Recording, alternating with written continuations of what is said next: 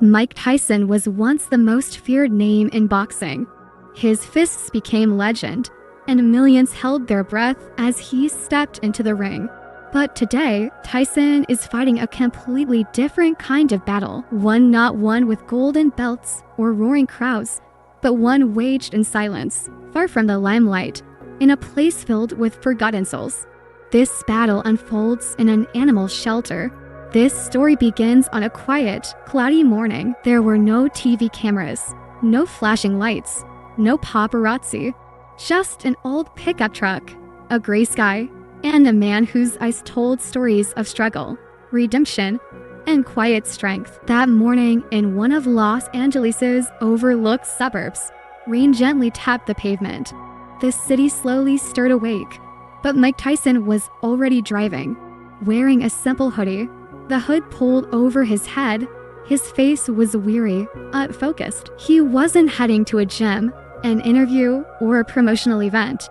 He was going somewhere very few expected, a struggling animal shelter called Second Chance Paws. This shelter was on the brink of collapse. Volunteers had quit one by one. Donations dried up. The shelves holding dog food were nearly bare. Inside were abandoned, elderly, or sick animals, creatures that once meant the world to someone, now left behind, waiting behind cold steel bars. But that day, hope arrived behind the wheel of a former heavyweight champion. The first thing Tyson noticed when he walked through the shelter's doors wasn't the barking or the cages, it was the smell. The damp floors, the aged fur, the sadness. A low, barely audible whimper came from the corner. He turned to and saw an old pit bull. Its coat was patchy, tail tucked, eyes clouded with fear and fatigue.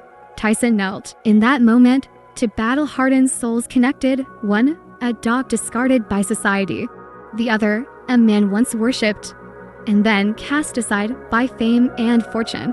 "Hey, buddy," he whispered, "you're not alone anymore." The shelter's owner, a kind but exhausted woman named Martha, watched in disbelief. You're Mike Tyson?" she stammered. "Yeah," he said with a soft grin. "I've been watching this place for a while. I'm here to help." Martha thought it was a joke, but by sunrise the next day, she realized it wasn't. Tyson returned with gloves, boots, and determination. He scrubbed toilets, cleaned cages, washed food bowls. He arrived before dawn and stayed well past sundown. No cameras, no entourage. Just the quiet sounds of a man trying to make something right. He spent his own money, thousands of dollars, on new beds, food, and medicine. But more importantly, he gave his time. He sat with animals too scared to be touched. He fed kittens with trembling hands. He even started reading books aloud to one particular pit bull, the same one from his first day. Her name was Bella. Tyson named her himself. Sometimes, he said to Martha, words calm the soul, even for dogs. Eventually, someone posted a video. Tyson holding a golden retriever, whispering gently, tears forming in his eyes. "This isn't just a dog," he said. "This is a soul that someone gave up on." The internet erupted, donations surged. Former volunteers returned. Local markets sent pallets of food. Vets offered free care. And the shelter, once a place of silence and struggle, buzzed with activity. But Tyson wasn't interested in the headlines. He didn't want attention. He was there for the quiet victories. He sat for hours beside an abused Rottweiler who flinched at every movement. Over weeks, the Rottweiler learned to trust again, licking Tyson's hand one night as he dozed off beside its cage. Tyson smiled and whispered, "Good boy." Every cage now had a note, still waiting for a home, but never unloved. He created routines, morning meditation with the dogs, evening walks through the yard. He even built a small corner in the shelter where children could come and read to animals, forging early bonds of empathy and compassion. And one day, he made a decision. He adopted Bella. "She saved me too," he told Martha. News stations begged for interviews. Tyson refused most. But when he finally agreed, he sat outside the shelter, Bella on his lap, and said, "I used to fight in the ring, But no one told me the real fight begins after the spotlight fades. These animals, nobody cheers for them. Nobody baits on them. But I do.